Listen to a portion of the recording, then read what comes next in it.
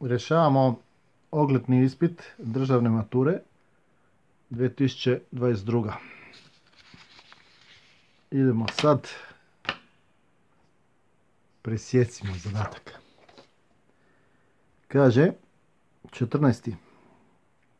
Na kojoj bi skici točka S mogla biti središte trokutu opisane kružnice? Ovo mi gradivo 8. razreda. Radi se o pravokutnom trokutu. Središte opisane kružnice nalazi se u polovištu hipotenuze. To je teorija, to morate znati. To je za -2. Ali, naravno da ćete vi to zaboraviti na maturi. I što onda radimo? Magični šestar. Probajmo. Zabijemo šestar u točku S i razvučemo do jednog vrha trokuta. I što sad radimo? Povučemo kružnicu. I ako smo dobro postavili taj šestar i trokut, iako je S stvarno na polovišti hipotenuze, dobit ćemo opisanu kružnicu u ovom trokutu. Što je opisana kružnica? Opisana kružnica mora proći kroz sve vrhove. Ovdje vidimo da mi baš nije uspjelo, ali to je to.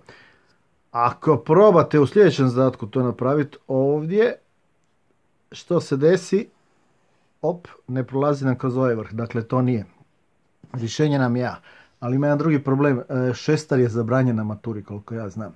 I što ćemo sad? Improvizirajte. Znači, nešto smislite. Pogledajte, da li je udaljenost odavde do Simo ista? Ravnalo možete imati, jel? Znači, izmjerite udaljenost. Ok, mjerimo udaljenost od točke S, to je negdje 2,7. Ovdje je isto tako nešto 2,7 i ovdje je 2,7. Da sam uzeo, ili da imam bolje cikere, bilo bi se. To je to od mene za vas. Još puno zadataka na ovu temu imate u našim zbirkama potpuno riješenih zadataka. Oko bacite na našu web stranicu. To je to od mene.